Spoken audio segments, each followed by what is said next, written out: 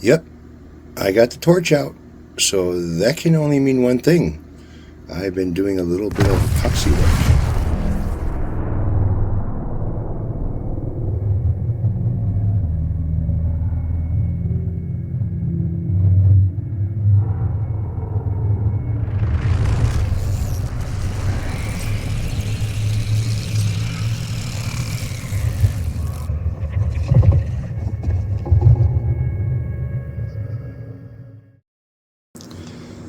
Hey everybody, what's going on? Hope you guys are doing good. I am doing just great. So here is my pile of veneer. I got a few different ones here. Not all of them look the same as this. And some of it has a little bit of a kind of maybe a quilt to it. I can't remember what this wood is called, so I ordered a bunch of it a while back, a long time ago, and it came in a big roll. And here I kind of tested to see what this would look like if I would hit it with some type of a dye. I had some blue mixed up, so I kind of hit it with that, and it looks pretty good. But I'm not going to do that. I'm going to leave it natural, just like this. And as you see that it's got a lot of flaming going on in it. I found a lot of this is book matched, although this piece here doesn't belong to anything. But I got pieces here that are book matched with each other, and I picked out a set that will go good with the top of the Telecaster project that I'm working on. So right now I have both ends that match sticking out right here, and I have it in a way that while I'm sanding this, both edges are going to still meet up. But what I'm doing is trying to get a nice straight edge over here so both pieces can butt up against each other without having any gaps or spaces or anything weird going on. So this is just a piece of a shelf that I found. I've got the two pieces of veneer underneath it, and I'm using my, well, this is supposed to be a beam for doing frets, but basically it's just a piece of aluminum rectangle stock that somebody's selling on eBay. But it is pretty much straight, and I don't have any issues with using it for fretwork or anything else, so I'm going to use it on this and give me a nice straight line as far as butting these two together with no gaps. So I'm going to go back to work with this, and then I'll show you the outcome after it gets done. Alright, so I got most of the parts in for the Wilkinson Telecaster. So what I have here is Wilkinson locking tuners. I've got a bridge for it. This is also a Wilkinson's. Now this is a 54 millimeter from E to E string spacing. I still haven't received the pickups yet. Now this is not Wilkinson's, but it is a nice binding, and when you see the body of this thing, you'll know why I went with this color with this type of a pattern on it. So let's take a look at the body. Alright, looky here. The top is done. No, it's not. So what you're looking at is a heavy figured Sapele? I believe I'm saying it right. Hopefully I'm saying it right. I think I am. Sapele. Piece of veneer, which is book matched, as you can kind of see in the video.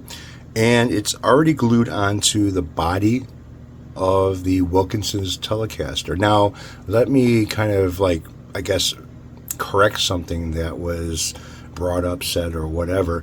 In one comment, a viewer ended up saying, why would you waste your time on a kit when you can buy, a warm mouth body already? Well, this is not a kit. Okay, this is a body that started off, or actually a body blank that started off as a solid piece of wood, and I cut, route, and did all the work to it to form it into a Telecaster body. So no, this is not a kit guitar. All right, just to clear that up.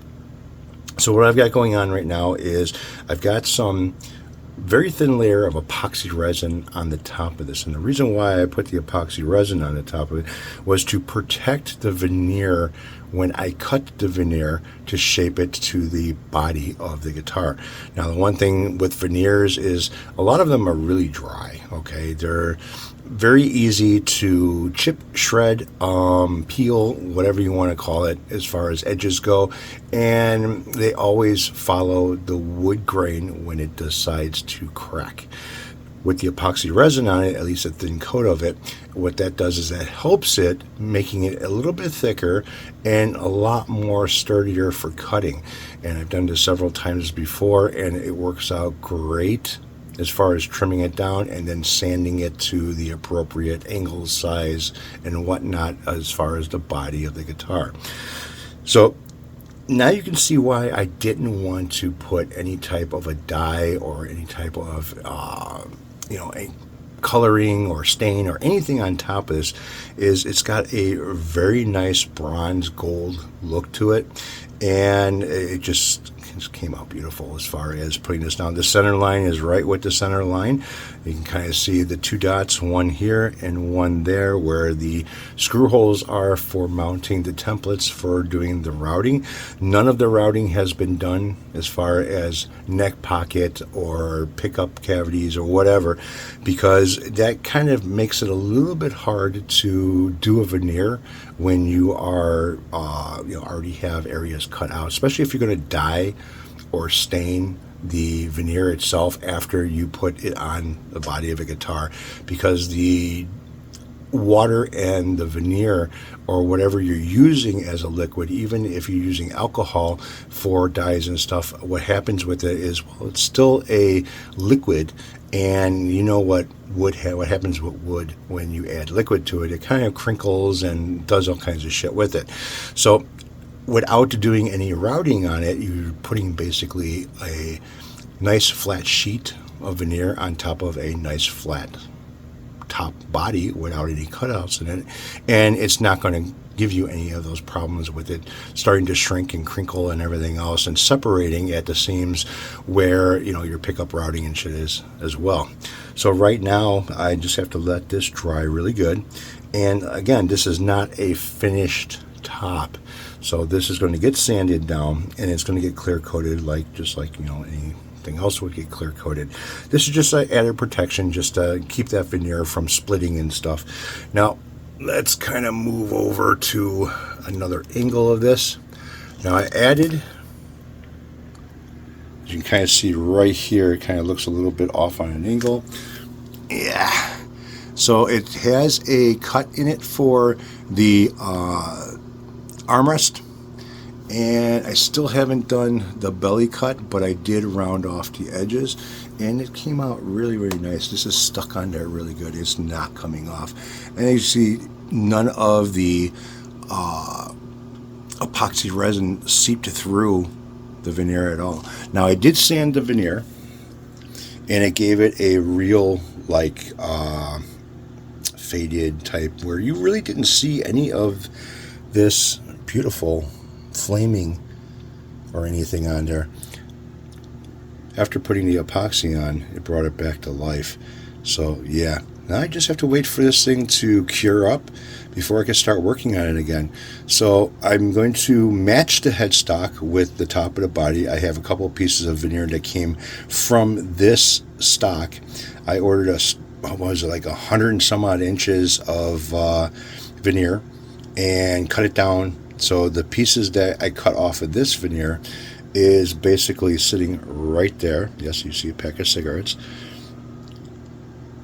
And that's what is going to match with the headstock. So hopefully pieces coming from the same piece of wood, matching will be a lot better. And I'm going to do the headstock. The binding is going to go around the body. I'm going to replace the binding that's on the neck. And again, I'm going to be using a pointed headstock neck. That seems to be kind of my thing with this. But yeah, just look at that. That is just gorgeous.